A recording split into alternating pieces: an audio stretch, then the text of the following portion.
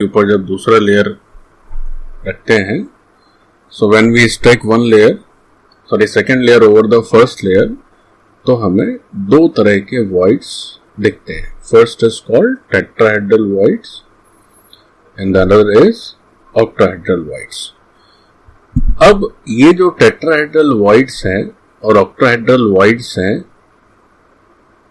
ये समझने के बाद अब ये समझना है कि अगर इस दूसरी लेयर के ऊपर तीसरी लेयर रखी जाए तब क्या होगा. तो जो थर्ड लेयर है, placing third layer over the second layer, अब यहां पर दो परिस्थितियां हो सकती है. पहली कि हम तीसरी लेयर को इस तरह से रखें कि ये जो टेट्राहेड्रल वॉइड्स हैं ये कवर हो जाएं, यानी थर्ड लेयर के स्फीयर इन वॉइड्स को कवर कर दें. और दूसरा ऐसा भी हो सकता है कि थर्ड लेयर के स्फीयर्स इन ऑक्टाहेड्रल वॉइड्स को कवर करें. अब एक बात जरा और गौर से समझने वाली है, वो ये है कि ये आपको जो टेट्राहेड्रल वॉइड्स दिख रहे हैं, ये टेट्राहेड्रल वॉइड्स जैसे मैं एक एरो से दिखाऊंगा. So this is the first row of the tetrahedral voids को हम लोग चलो टी कहेंगे, है ना. तो ये जो मैंने हॉरिजॉन्टल लाइंस बनाई हैं, ये हॉरिजॉन्टल लाइंस रिप्रेजेंट कर रही हैं टी की लाइन को, है ना. देखो एक तो ये हो गए टी, ये सारे टी हो गए, फिर ये सारे टी हो गए, फिर ये सारे टी हो गए, और फिर ये सारे टी हो गए, है ना. तो ये सभी टी जो है टेट्राहेड्रल वॉइड्स को रिप्रेजेंट करते हैं. अब जरा गौर से देखो तो देख पाओगे कि ये जो पहला है, फर्स्ट टी है, ये टी अभी भी ऊपर से विजिबल है, या यूं कहें दीज वॉइड्स आर अनकवर्ड, खुले हुए ये वॉइड्स हैं, ठीक. लेकिन जो दूसरा टी है, इसको अगर गौर से देखोगे तो ये वॉइड कवर हो चुका है. क्यों? क्योंकि ये पहली लेयर का टेट्राहेड्रल वॉइड था जिसको कि आपने दूसरी लेयर से ढक दिया, ये दिख नहीं रहा है ऊपर से वॉइड. ऐसे अगर थर्ड टी को देखें तो ये थर्ड टी अभी भी ओपन है ना, ये दूसरी लेयर का वॉइड है. और ये फोर्थ टी को देखोगे तो ये फोर्थ टी जो है वो भी कवर्ड है ऑलरेडी. सो हमें ऑक्टाहेड्रल वॉइड्स को कवर करना है तो नेचुरली उन्हीं को कवर करना होगा जो अभी भी कवर नहीं है. तो हमें किस किस को कवर करना है, फर्स्ट को और थर्ड. पहले तो ये समझा जाए, क्योंकि ये फर्स्ट और थर्ड वॉइड्स अभी भी खुले हुए हैं, अनकवर्ड हैं, तो इन्हीं को कवर करेंगे. अच्छा, तो अब हम अपना थर्ड लेयर ऑफ स्फीयर्स इस तरह से रखें कि ये टेट्राहेड्रल वॉइड्स कवर हो जाए. तो देखो किस तरह से हमें लेयर रखनी होगी, यही हमें इस टॉपिक में समझना है. अच्छा, फिर जब ऑक्टाहेड्रल वॉइड्स को कवर करने की बात आई तो फिर आगे देखा जाएगा, तो उसको बाद में करेंगे. पहले टेट्राहेड्रल को कवर करते हैं. अब इसको अच्छे से समझाने के लिए मैं क्या करता हूं कि सबसे पहले तो ये जो फर्स्ट लेयर है उसके स्फीयर्स को मैं ब्लू कलर से आपको दिखाता हूं ताकि थोड़ा देखने में इजी रहे. ये फर्स्ट लेयर है. First layer means which is plotted with the very light colour, क्योंकि मैंने आपको बताया हुआ है कि जब हम 3D ज्योमेट्री की बात करते हैं तो जो चीजें हम देख नहीं पाते हैं उन्हें हम एकदम लाइट शेड में बनाते हैं बच्चों.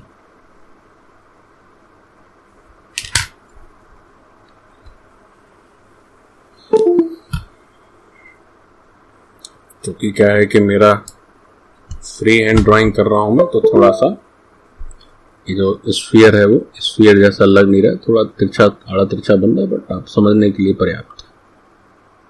एक ये हो गया और एक ये हो गया, तो ये हो गए तुम्हारे 6 स्फीयर्स, ठीक. अब ध्यान से देखो, ये जो दूसरी लेयर के वॉइड्स हैं जिसको कि हम टेट्राहेड्रल वॉइड्स कह रहे हैं, तो उन टी को मैं थोड़ा सा रेड पेन से हाईलाइट कर देता हूं, जिनको हमें कवर करना है, जो अभी भी खुले हुए हैं, कवर नहीं है. ये जो बीच में टी छिप गया है, ये तो टी क्या है, ऑलरेडी कवर हो चुके हैं, है ना, दूसरी लेयर ने इनको ढक दिया है. अब जैसे यहां पर ये जो फर्स्ट लेयर का जो सेंटर है बच्चों, जिसको कि फर्स्ट लेयर को मैंने ब्लू कलर से दिखाया, this blue is the first layer, तो आप गौर से देखिए कि हर स्फीयर जो कि फर्स्ट लेयर में है उसके सेंटर पर ही ये टेट्राहेड्रल वॉइड है जिसको हमें कवर करना है। जरा ध्यान से देखो, ऐसे अगर आप नीचे थोड़ा और ड्रॉ करेंगे तो यहां भी आपको एक टी यहां नजर आएगा, एक टी यहां नजर आएगा, जिसको कि हमें कवर करना है। तो ये जो टेट्राहेड्रल वॉइड्स हैं जो कि सेकेंड लेयर के चलते बने हैं, वो हर टेट्राहेड्रल वॉइड पहले लेयर के स्फीयर के ठीक सेंटर में बना है। पहले तो ये समझा जाए। अब अगर इसको कवर करना है तो हमें इसको एक स्फीयर से ढकना होगा। तो ये जो ब्लू कलर वाला स्फीयर है, इसी अलाइनमेंट में एक ऊपर से तीसरा स्फीयर रखना होगा जो कि तीसरी लेयर को रिप्रेजेंट करेगा, तभी तो ये वॉइड कवर होगा। तो क्या हमें इन सभी वॉइड्स को कवर करने के लिए जो थर्ड लेयर के स्फीयर्स रखने होंगे, वो सभी स्फीयर्स पहली रो के या जो पहली लेयर है उसकी स्फीयर्स के ठीक ऊपर आएंगे कि नहीं आएंगे? क्योंकि पहली लेयर और तीसरी लेयर का सेंटर मैच करेगा तभी तो ये वॉइड कवर होंगे, है ना। तो एक बात तो यही समझनी है कि when we are covering tetrahedral voids, तो हमें जो तीसरी लेयर रखनी है उसका पैटर्न पहली लेयर जैसा ही होना चाहिए। या आप ऐसे भी कह सकते हैं कि जो फर्स्ट लेयर है, दिस मस्ट बी आइडेंटिकल और in alignment to the third layer. ठीक, तो जैसे फर्स्ट लेयर को हम लोग फर्स्ट लेयर को बच्चों किससे लिखते थे? ए से लिखते थे ना। सेकेंड लेयर हो गई बी। तो ये जो थर्ड लेयर है वो थर्ड लेयर भी क्या होगी? ए ही होगी। ठीक, अच्छा एक चीज और, अब ये जो सेकेंड लेयर है, इस सेकेंड लेयर के भी इन स्फीयर्स को मैं थोड़ा सा हाईलाइट कर देता हूं ताकि दिखें आपको। अभी हम लोग केवल टेट्राहेड्रल वॉइड्स ही कर रहे हैं बच्चों, ध्यान से देखो। तो ये हो गई आपकी second layer. So first layer is with blue colour and the second layer is with red colour. अब जो थर्ड लेयर रखनी है, ताकि ये जो टी है जिनको मैंने रेड कलर से थोड़ा सा हाईलाइट किया हुआ है, या थोड़ा सा ग्रीन कलर से चलो हाईलाइट कर देते हैं, दीज टी जो अभी भी अनकवर्ड है, तो उसके लिए हमें क्या करना होगा कि जो तीसरी लेयर के सर्कल्स या स्फीयर्स रखने होंगे, उनका सेंटर यहीं पे होना चाहिए, तभी ना वो कवर होंगे। तो हम ये कह सकते हैं कि जो पहला लेयर है और जो तीसरा लेयर है वो एकदम अलाइनमेंट में होना चाहिए। ठीक, सो अब इस बात को हम लोग 3D में जरा समझते हैं। तो 2D फिगर आपको सबको क्लियर हो गया है ना। This is pattern A, this is B, और जिसके ऊपर तीसरा आएगा क्या वो भी ए होगा? क्योंकि अगर हम तीसरी लेयर के सर्किल बनाए, मान लीजिए ग्रीन कलर का सर्किल बनाए, तो इस ग्रीन को इस ब्लू के ठीक ऊपर बनाएंगे, तभी तो क्या होगा? तभी तो ये टी कवर होगा ना, है ना। तो ये जो फर्स्ट लेयर है, फर्स्ट लेयर है वो हो गया आपका पिंक।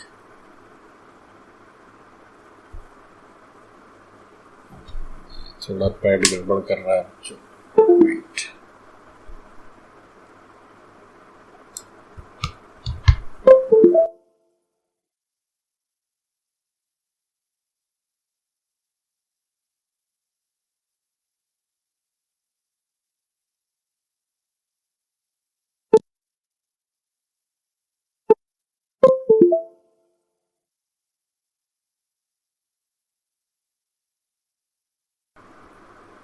जो सेकेंड लेयर है that is red and the third layer is green.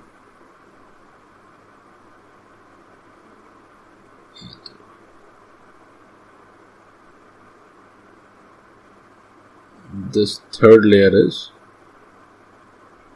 green. Okay. अब हम ये तो हो गया, तो अब इसको जरा 3D में समझते हैं। देखो जरा 3D में कैसे आएगा ये। So now we are seeing the tetrahedral voids की कवरिंग।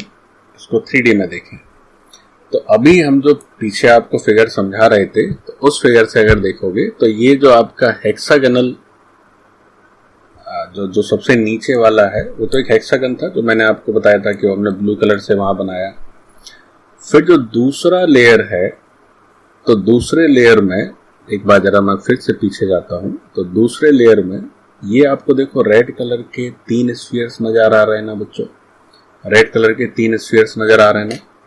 और फिर ये जो तीसरी लेयर होगी वो फिर से एक हेक्सागन होगी। क्यों? क्योंकि वो तो पहली लेयर के आइडेंटिकल होगी, तभी तो टेट्राहेड्रल वॉइड्स कवर होंगे। तो अगर इसको हम 3D में देखें, तो 3D में देखेंगे तो देखो कैसा नजर आएगा।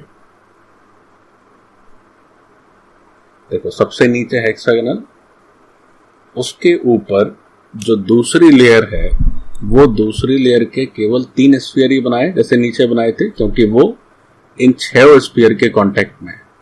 अच्छा, जब थर्ड लेयर है again it will have the same pattern, यानी A. So this is your first layer, second layer, third layer, fourth layer and so on, this will continue. अब इसी को थोड़ा सा और सेपरेट करके आपकी एनसीईआरटी की बुक में देखो कितना अच्छे से दिखाया हुआ है, ताकि आपको वो एक ज्योमेट्री नजर आ जाए। तो क्या हो रहा है कि बच्चों ये जो 6 स्फीयर्स हैं, ये 6 स्फीयर्स, इन 6 स्फीयर्स के सेंटर्स को अगर तुम ज्वाइन कर दोगे, तो यहाँ पे देखो ये स्फीयर्स, जो 6 स्फीयर्स हैं, इनके सेंटर्स को ज्वाइन किए तो एक हेक्सागन बना। यहाँ भी दिखाया हुआ है और यहाँ भी दिखाया हुआ है। उसके ऊपर जो ये 3 स्फीयर्स हैं, इन 3 स्फीयर्स के सेंटर को ज्वाइन करोगे तो you will get a triangle. तो ये जो लाइन स्ट्रक्चर है, इसमें जो ट्रायंगल है वो दरअसल इन 2 हेक्सागन के बीच में, this is the second hexagon, this is the first hexagon, और ट्रायंगल इनके बीच में। तो वही यहाँ पे भी है, ये हेक्सागन है और इनके बीच में एक ट्रायंगल है। फिर से इनके ऊपर थर्ड हेक्सागन है, तो इनके बीच में फिर से ये ट्रायंगल है ना। तो पहले हेक्सागन आता है, फिर ट्रायंगल आएगा, फिर हेक्सागन आएगा, फिर ट्रायंगल आएगा, फिर हेक्सागन, फिर ट्रायंगल, इस तरह से ये काम बढ़ते चला जाएगा। तो इस तरह की जो 3D पैकिंग है, that is called hexagonal close packing और HCP, है ना। H for hexagonal, C for close, P for packing. तो ये हेक्सागनल क्लोज पैकिंग, कोई पूछे कि ये हेक्सागनल क्लोज पैकिंग कैसे आती है, तो क्या जवाब दोगे? तो हेक्सागनल क्लोज पैकिंग के लिए आपको जवाब देना होगा कि जब हम तीसरी लेयर इस तरह से रखते हैं जिससे कि टेट्राहेड्रल वॉइड्स कवर हो, then we get a hexagonal close packing. और क्या ध्यान रखना होगा, टेट्राहेड्रल वॉइड्स कवर करने के लिए जो थर्ड लेयर है वो एकदम पहली लेयर के अलाइनमेंट में हो, या आइडेंटिकल हो, या सेम पैटर्न हो। So A B A B A B.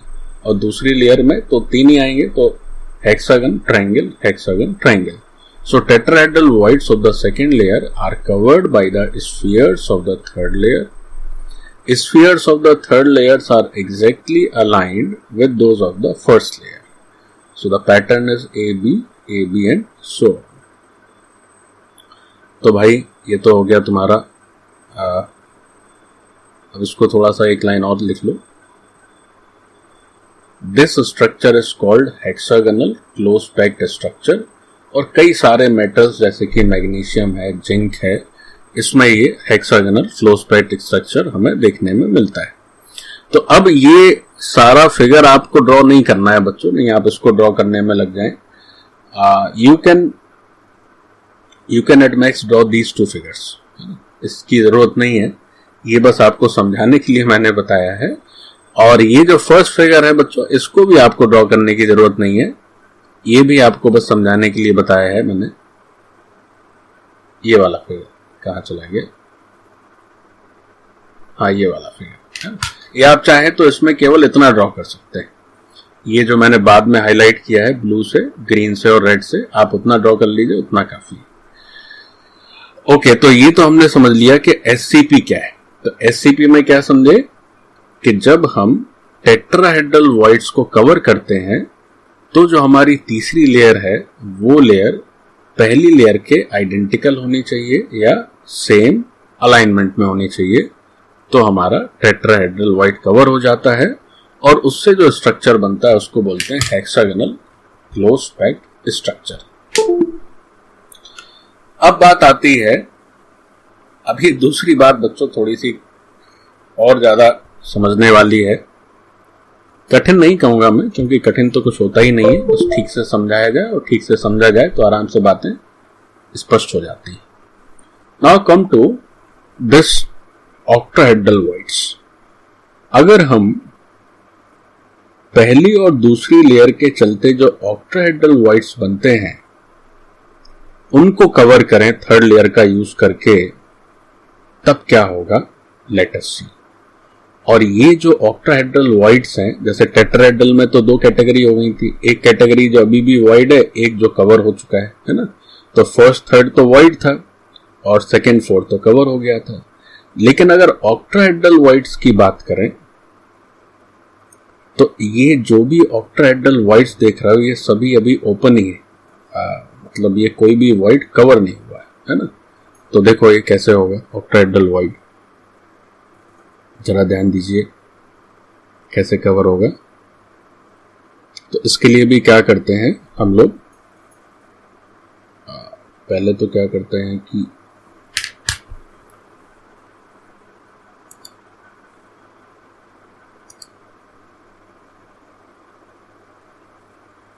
ये जो आपकी फर्स्ट लेयर है इसको हम ब्लू कलर से फिर से हाईलाइट करते हैं ताकि ये दिखता रहे कि ये फर्स्ट लेयर है। तो फर्स्ट लेयर में एक तो सेंटर में स्फीयर हो जाता है बच्चों और 6 स्फीयर्स इससे अटैच रहते हैं। Okay, so this is the first layer that I am drawing. ध्यान से देखेंगे, ये फर्स्ट लेयर हो गई, ये भी फर्स्ट लेयर का स्फीयर हो गया और ये फर्स्ट लेयर है ना, ये फर्स्ट लेयर हो गई।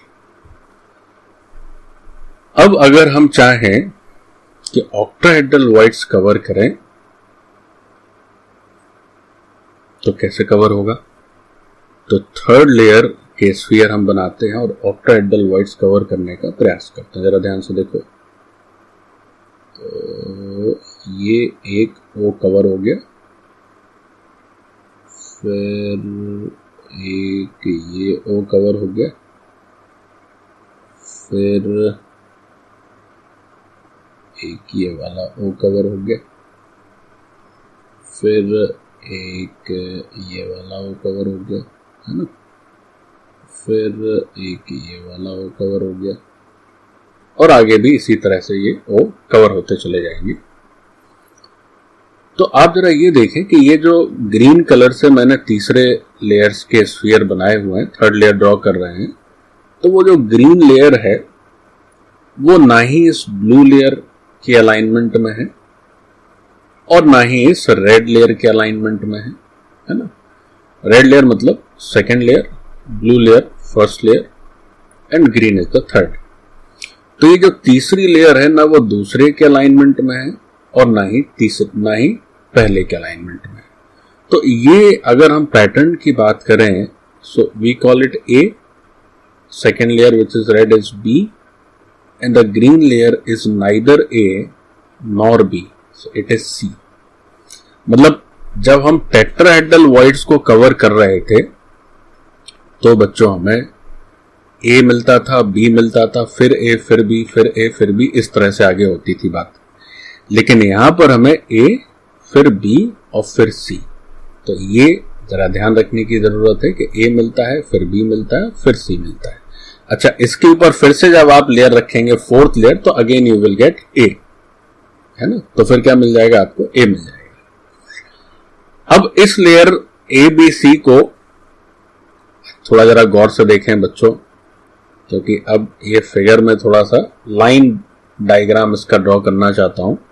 उससे पहले क्या करते हैं कि ये ब्लू वाले जो हेक्सागन है, इस हेक्सागन के रिस्पेक्ट इस हेक्सागन से, ये तो हो गया आपका पहला लेयर। अब एक रेड कलर्स को हाईलाइट करते हुए मैं आपको दूसरा लेयर के भी 3 स्फीयर्स जो है बना के दिखा रहा हूं। तो ये तीनों स्फीयर्स जो है बच्चों, ये तीनों स्फीयर्स पहले लेयर के 6 स्फीयर के साथ कनेक्टेड है ना।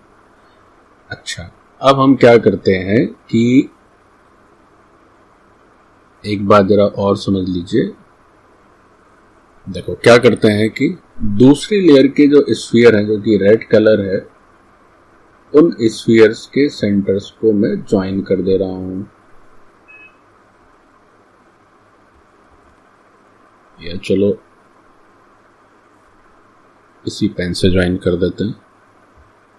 सो दिस, ये लाइन हो गई, एक ये हो गई और एक ये हो गई, तो एक हमें ट्रायंगल मिल गया। ठीक, अब ये जो अपना थर्ड लेयर है जो कि अपना ग्रीन लेयर है, इनके स्फीयर्स के भी सेंटर्स को हम ज्वाइन कर देते हैं, तो फिर से एक ट्रायंगल मिल गया। लेकिन ये जो ग्रीन ट्रायंगल है इसका अपेक्स ऊपर है और ये जो रेड ट्रायंगल है इसका अपेक्स बच्चों नीचे है ना। अब क्या करते हैं कि ये जो फर्स्ट लेयर है आपकी, जो कि आपने ब्लू से ड्रॉ कर रखी है, इस ब्लू कलर से भी हम इसको जब इसको ड्रॉ करने की जरूरत नहीं है, बस ये दो ट्रायंगल बनाती है। ठीक, यहां पे मैं लिख दे रहा हूं कि जो फर्स्ट लेयर है वो है आपकी blue, then the second one is red and the third one is green। और हम ये ग्रीन लेयर इस तरह से इसके ऊपर रखना चाह रहे हैं ताकि अपना ये जो O है, O stands for octahedral voids, this O get covered है ना। यहां लिख देते हैं, चलो ये जो O है, this is octahedral void।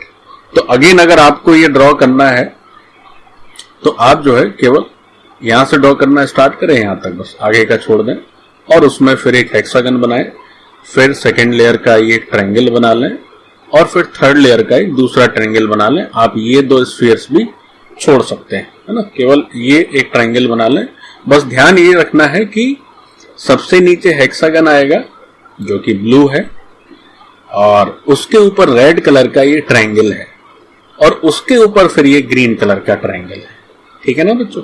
तो जैसे अगर कोई मान लीजिए ऐसा करे कि नीचे से देखें, से दिस इज द व्यू, यहां से हम देखें, यहां पर खड़े हो जाए, तो हमको क्या होगा कि दूसरी लेयर, ये जो लाल कलर की लेयर है, जो रेड लेयर है, इसका एक स्फीयर तो पूरा नजर आएगा और बाकी दो स्फीयर है उसका कुछ हिस्सा नजर आएगा, जो कि क्योंकि कुछ पार्ट तो पहले स्फीयर से छिप गया होगा, ये जैसे ज्वाइंट छिप जाएगा तो हमें कुछ हिस्सा नजर आएगा।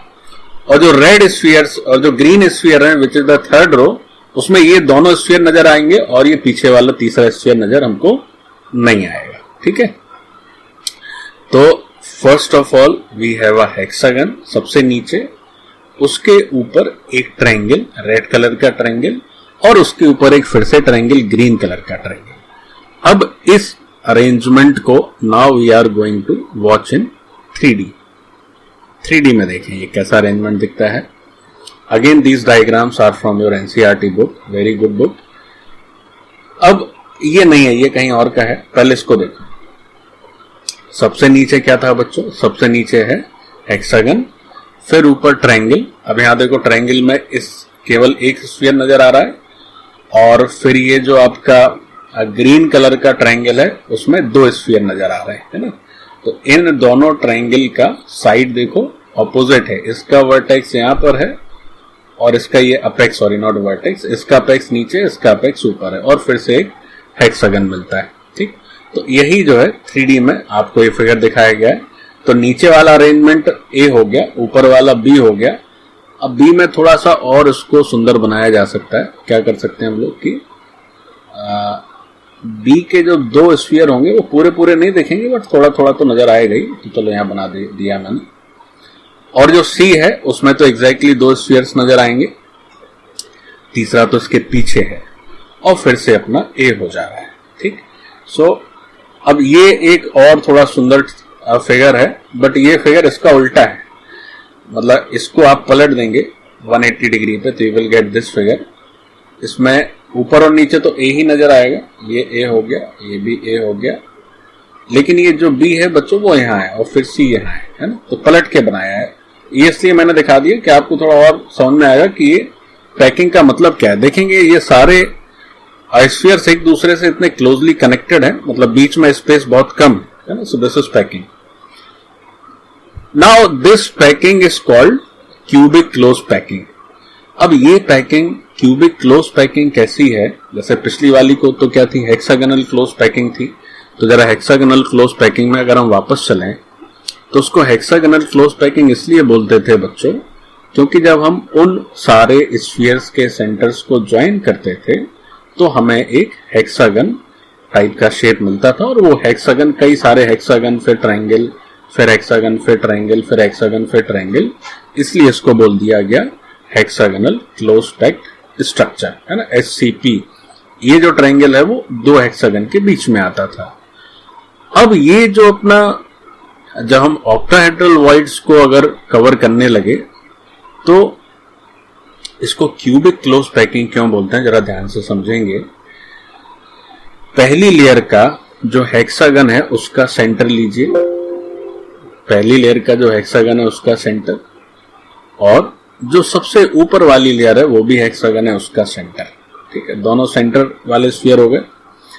जो दूसरी लेयर है जिसमें हमें सामने एक ट्रायंगल दिखता है, तो ये हो गया, मतलब इन तीन से तो ट्रायंगल बनता है, तो इसके पीछे भी स्फीयर्स होंगे, तो 3 स्फीयर्स और लगा दिए।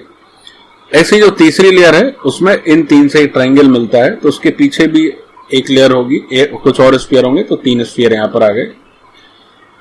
अब ये इनके सेंटर्स को ज्वाइन करने से क्यूब मिलना चाहिए, तो ये सेंटर्स कौन कौन से होते हैं, 1 2 3 4 5 6 7 8 है ना। ये जो स्फीयर्स को मैंने रेड कलर से हाईलाइट किया है, आप जरा देखें कि अगर इनके सेंटर्स को हम ज्वाइन कर देते हैं तो हमारे पास एक क्यूबिक ज्योमेट्री आ जाती है बच्चों, इसलिए इसका नाम हो जाता है क्यूबिक क्लोज पैकिंग स्ट्रक्चर, यानी कि, और इसी को हम शॉर्ट में CCP भी बोलते हैं। तो मैं नीचे लिख दे रहा हूं, इसको क्या बोल सकते हो, इसको बोल सकते हो क्यूबिक क्लोज पैक्ड स्ट्रक्चर,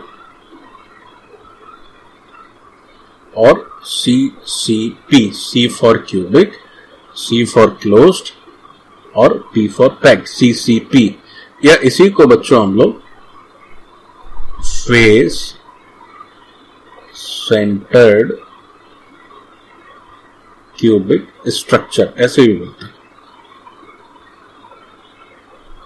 और you can say FCC, face centred cubic. Both are the same thing, बस नाम का फर्क है। तो क्यूबिक क्लोज पैक्ड स्ट्रक्चर भी बोला जा सकता है, या फेस सेंटर्ड क्यूबिक स्ट्रक्चर भी इसको हम लोग बोल सकते हैं। तो भैया ये बात समझ आई। तो CCP कैसे बनता है, जब हम ऑक्टाहेड्रल वॉइड्स को कवर करने के लिए थर्ड लेयर रखते हैं, तो वो जो थर्ड लेयर होती है ना वो A जैसी होती है ना B जैसी होती है, वो एक तीसरा पैटर्न आ जाता है विच इज कॉल्ड C। और जब इस तरह के पैटर्न के स्फीयर्स के सेंटर्स को ज्वाइन करते हैं तो हमें जो स्ट्रक्चर मिलता है वो एक क्यूब शेप का स्ट्रक्चर हो जाता है। सो it is called cubic close packed structure. यहाँ पर हर लेयर को बड़े अच्छे से अलग अलग कर दिया गया है ताकि आपको जो क्यूब बन रहा है वो क्यूब समझ में आ जाए कि वो क्यूब कैसे बनता है। तो इस क्यूब में 4 लेयर्स का रोल होता है बच्चों, है ना। देखो चारों लेयर्स के सेंटर्स से मिलकर ना ये क्यूब बन रहा है। तो जब भी हमें CCP का स्ट्रक्चर नजर आएगा तो हमेशा ये 4 लेयर एक साथ दिखती है, ठीक है। ओके, अब ये जो बातें आपने समझी, आप अगर कॉपी पे चूंकि नोट कर रहे हैं तो यू कैन ड्रॉ ये वाला फिगर ड्रॉ कर सकते हैं आप, और आप ये वाला ड्रॉ कर सकते हैं। और अगर आपसे ये भी ड्रॉ ना होता देखिए तो आप केवल यही ड्रॉ कर लीजिए, बट ये दो ड्रॉ कर लेंगे तो ज्यादा बेहतर होगा। ये सब ड्रॉ करने की जरूरत नहीं है आपको समझाने के लिए, बट ये दिखना जरूरी है। सो आपको दिख ही रहा है। सो हमने CCP या FCC को ठीक से समझा। अब भाई इसी को थोड़ा सा लिख भी लो। क्या लिखा हुआ है? The third layer is placed over the second layer such that octahedral voids are covered. In this arrangement, sphere of the third layers are not aligned with either of the first or the second layer. This third layer is C type. ये जो तीसरी layer है वो क्या है? तुम्हारी C type।